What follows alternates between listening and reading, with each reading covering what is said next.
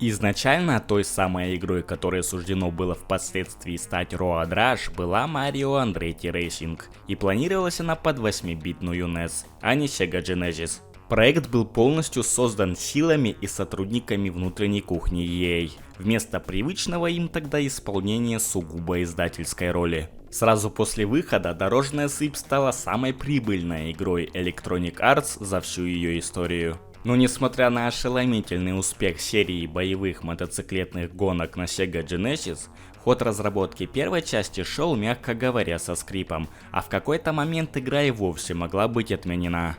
Обо всем этом и не только в этом видео. Это Базаров и история создания Road Rush.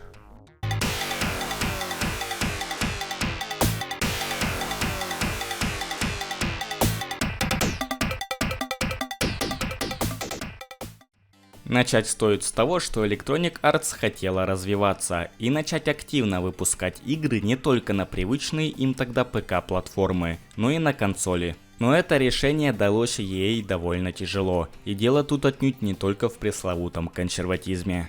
Я думаю, большинству из вас хорошо известно о кризисе видеоигровой индустрии 1983 года. Если коротко говоря, случился он из-за фатального перенасыщения рынка играми сомнительного качества, ввиду утраты контроля за их выпуском со стороны владельцев платформ. Все, конечно, было намного сложней, но сильно останавливаться мы сейчас на этом не будем. В общем, ударил кризис прежде всего по консольному геймингу, и в первую очередь по Atari, как по доминанту этого сегмента рынка. Потребители, как собственно и крупные издательства, тогда разочаровались в консольных играх и решили эмигрировать на ПК. Но потом пришла Nintendo и показала Atari, как нужно вести дело.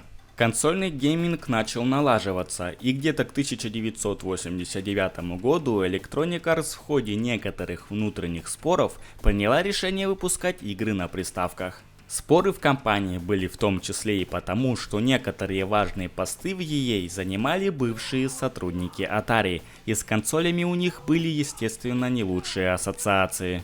Еще одним препятствием на пути решения выйти на консольный рынок была и отличная бизнес-модель производства игр для приставок. Выпускать игры на ПК было гораздо легче и дешевле, нежели на приставке. Картриджи игр для консолей стоили дороже в производстве, чем носители для ПК, да еще и требовалось договариваться с владельцем игровой платформы насчет выпуска игр и платить ему проценты с продаж.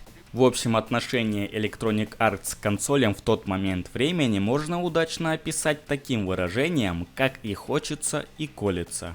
В конечном итоге EA приняла выверенное решение и стала продумывать пути широкомасштабного выхода на консоли. Из сотрудников компании, а также из новых нанятых была собрана команда, которой было поручено создать гоночный симулятор для NES Mario Andretti Racing, к производству которого был привлечен и сам небезызвестный гонщик. Основной костяк команды состоял из технического директора и программиста Карла Мэя, продюсера и дизайнера Рэнди Брина, а также программистов и дизайнеров Дэна Гейслера и Уолтера Штейна.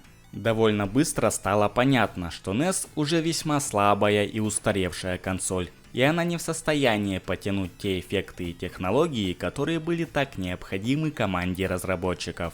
Тут как раз кстати стал выход более мощной Sega Genesis в США, на которую и суждено было перевести проект. Но то, что консоль нового поколения от Sega вышла раньше таковой от Nintendo, а именно SNES, было не единственной причиной выбрать для разработки своих игр именно Genesis.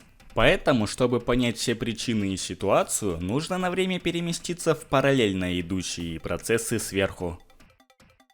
Как уже и упоминалось ранее, Electronic Arts была, мягко говоря, не очень довольна тем, как обладатели платформ вели себя с издателями игр. Проценты с продаж, ограниченное число выпускаемых игр в год и другие неприятные моменты, на которые сторонние издатели должны были соглашаться при выпуске своих игр на домашние игровые приставки. Многие из этих требований существовали не просто так, а служили профилактикой того самого кризиса, что произошел в 1983 году. Nintendo на момент конца 80-х была королем консольного рынка, и пытаться как-то договариваться с ней насчет поставлений в сторону издателя было бессмысленно. Sega же была в роли догоняющего, и ей предположила, что условия издания игр на Genesis могут быть более приемлемыми, так как сильно отстающему от конкурента платформодержателю необходимо было чем-то заманивать на свою платформу сторонних издателей. Но оказалось все не так, и выяснилось, что у Sega не менее жесткие условия, чем у Большой N. Боссов Electronic Arts это очень удивило, и они поспешили объяснить боссам Sega, что те делают немного неправильно. Последние этого, естественно, не оценили и никаких послаблений и более выгодных условий для EA давать не хотели. Тогда электроники психанули и силами своих инженеров провели реверс-инженеринг Genesis. В теории это давало возможность полностью в обход Sega разрабатывать и выпускать игры на приставку, а также предоставлять возможность сделать это другим издательствам. Но EA не планировала этого делать и использовала факт успешного реверс-инженеринга как рычаг давления в последующих переговорах. Sega такой флеш-рояль перебить не смогла, и ей пришлось пойти на мировую с электрониками, предоставив последним эксклюзивные и более мягкие условия издания игр на своей платформе. Среди этих условий были свои оригинальные картриджи, отсутствие логотипа Sega при запуске игры, неограниченное количество изданных игр в год, уменьшенная комиссия и прочее. Таким образом, внутренним командам EA было поручено начать разрабатывать и портировать игры для Sega Genesis. И по словам Рэнди Брина, продюсера и дизайнера будущего Road Rash, поручили им создание новой игры для консоли еще до того, как Electronic Arts заключили с Sega свой особый договор. То есть разработка началась после и в результате реверс-инженеринга Genesis. И чтобы вы лучше понимали атмосферу, разработчики не знали, чем будет их продукт в итоге – лицензией или пираткой. Вместе с переводом разработки со SNES на Genesis произошла и смена концепта будущей игры, инициированная продюсером и дизайнером Рэнди Брином. Дело в том, что совсем недавно Брин уже участвовал в разработке весьма хардкорного автосимулятора Indianapolis 500. И создавать еще одну подобную игру, какой она бы и была с именем известного гонщика в названии и его профессиональными советами, он счел неинтересным как для себя, так и для большинства игроков. Симуляторы Брин считал замечательным жанром игр, но проникнуться ими, оценить всю их прелесть рядовому игроку весьма сложно, и поэтому вместо Mario Andretti Racing продюсер предложил создать что-то более аркадное и веселое. Большинство с этим согласилось, поэтому Рэнди Брин, Карл Мэй, Дэн Гейслер и Уолтер Штейн принялись придумывать и обсуждать новый концепт будущей гоночной игры. По ходу создания нового концепта были отвергнуты идеи сделать боевые гонки про машины с огнестрельным оружием, а также про квадроциклы. Но долго думать все же не пришлось, потому как тот же Брин предложил создать игру про мотоциклы, что совсем не удивительно, ведь тот был любителем этого двухколесного транспорта в реальной жизни. Эту идею Брину пришлось упорно защищать перед руководителями Electronic Arts, ведь те не так что были с нею полностью согласны. Аргументировали свое презрение к игре о мотоциклах боссы EA тем, что четырехколесные автомобили являются гораздо более популярным видом транспорта, а следовательно и игры по ним должны были иметь потенциально больший коммерческий успех. На это Рэнди Брин ответил, что автомобили действительно в реальной жизни покупают чаще.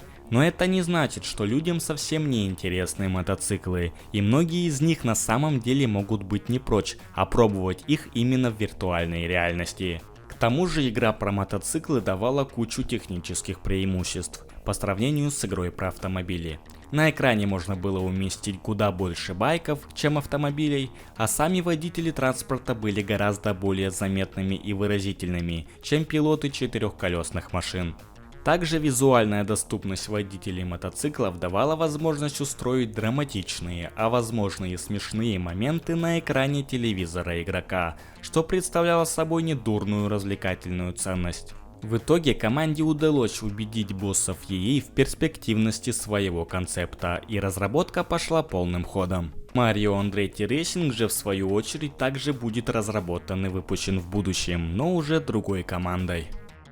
На раннем этапе будущая игра имела название Road Rush on Mulholland Drive, или же по-русски «Дорожная сыпь на Mulholland Drive».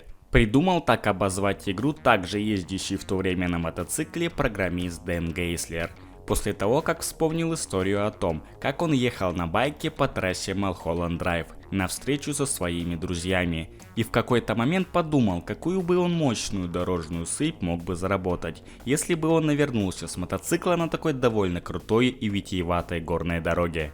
Дорожная сыпь — это то, как можно перевести название игры Road Rush, и обозначает этот термин специфические потертые раны, образующиеся после падения с байка на достаточно большой скорости и последующего трения участков тела об асфальт или землю. Люди, до этого хоть раз интересовавшиеся игрой, об этом, конечно же, уже давно знают. Что касаемо Mulholland Drive, то это весьма известная улица и дорога Лос-Анджелеса, поэтому добавление ее в название не выглядит таким странным, как может показаться на первый взгляд. Именно с этой дороги появляется прекрасный вид на долину Сан-Фернандо, да и вообще улица считается довольно престижной, поэтому там одни из самых дорогих домов в мире, которые могут себе позволить лишь богачи и знаменитости. В общем, улица настолько знаменита, что существует даже фильм с одноименным названием, а сам прототип этой дороги вы можете встретить, например, в той же GTA 5, и рядом с ним будет находиться второе жилище Франклина. Но в конечном итоге название сократили до просто Road Rush. До работы над дорожной сыпью главный программист проекта Дэн Гейслер занимался разработкой другой гоночной игры для ПК-платформ Vette, откуда он и взял в свой новый проект некоторые наработки и технологии. На создание необходимого дорожного эффекта, который смог бы впечатлить команду разработчиков Road Rush, у Дэна ушло около полугода. По словам программиста, характеристики Sega Genesis давали ему возможность создать 802 мили уникальных дорог и даже уместить там все побережье Калифорнии.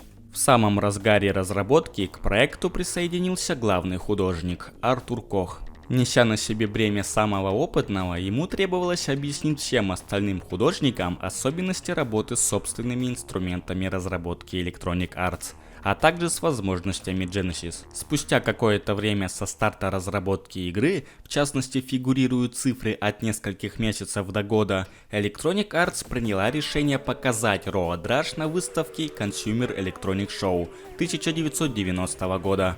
К этому моменту игра была еще совершенно не готова, даже для какого-либо предварительного показа, и поэтому команда разработчиков отговаривала руководство от этой затеи, но те не послушали. В итоге многие разочаровались в будущем проекте. В билде оказалась низкая частота кадров и неудовлетворительная анимация. Над Road Rush нависла серьезная угроза отмены. Что касается некоторых дальнейших событий, их версии разнятся. По одной, идею продолжения разработки проекта отстоял технический директор Карл Мэй, по другой – продюсер Рэнди Брин, но скорее всего правда где-то посередине. Тут еще стоит отметить, что скорее всего на каком-то этапе разработки между Карлом Мэем и Рэнди Брином произошел конфликт. Прямых фактов этого нет, но есть немало косвенных, о которых я обязательно еще упомяну позднее. В итоге команде удалось убедить боссов EA дать им шанс доделать игру, что те и побежали делать. В ближайшие следующие месяцы программисты проекта Гейслер и Штейн улучшали производительность игры, а художник Конни Брат — анимацию. Чтобы сделать мир игры более живым, соперникам были даны имена, а кому-то даже реплики и изображения. К тому же и на трассе гонщики зачастую вели себя по-разному. Для добавления большей напряженности в геймплей было решено добавить полицию. Потому как интернет в то время был не сильно развит, а более-менее достоверно визуализировать полицию в игре было нужно, художником Артуром Кохом было совершено вероломное нападение на ближайший полицейский участок с просьбой попозировать участкового и его технику на камеру. Вот такой вот безбашенный поступок от создателей настолько же безбашенной игры. Также Артур Кох был разочарован тем, как выглядели падения персонажей в других играх EA, таких как John Madden Football и Lakers vs Celtics. Поэтому художник предложил отвести авариям в Road Rush больше кадров анимации, дабы придать им больше динамичности и реалистичности, что в итоге и было сделано. Плюс для увеличения все той же динамичности в игру были добавлены визуальные эффекты, свойственные различным мультфильмам, где происходят избиения злодеев. В частности, Брин приводит в пример взаимодействия таких персонажей из Looney Tunes, как хитрого койота и дорожного бегуна. Сами же аварии должны были нести в себе развлекательный посыл, чтобы веселить игроков, создавать различные угарные моменты, поэтому разработчики старались не сделать игру совсем жестокой и не акцентировали внимание на увечьях, смерти и тому подобном. Так, чтобы все воспринималось легко. Также для поддержания развлекательной ценности этих аварий, если они происходили, то это не отталкивало бы игрока далеко назад от соперников, как бы это было бы в симуляторах. То есть можно спокойно порофлить с устроенной смачной аварией, а также еще и в конце прийти в числе призеров. Особенно это возможно на ранних этапах прохождения. Ввести в игру боевой элемент предложил также Рэнди Брин. Как-то раз он заметил борьбу двух гонщиков MotoGP, которые в попытке удачней пройти поворот пинали и толкали друг друга. В будущей игре этот довольно редкий для официальных спортивных мероприятий инцидент Брин предложил возвести в абсолют. Чтобы представить идею боссам EA, помимо кадров самого соревнования MotoGP, продюсер дополнил презентацию отрывками из аниме Акира.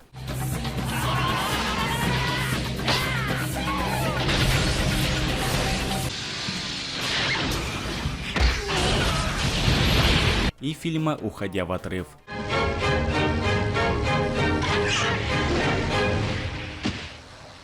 И эту идею Брину пришлось проталкивать с трудом. Electronic Arts тогда была довольно осторожна с насилием в играх. Плюс к тому компания специализировалась в первую очередь на симуляторах и гонках. Еще внедрение боевых механик усложняло работу отдела маркетинга EA, который всерьез не знал, как продвигать игру, как гонку или как файтинг.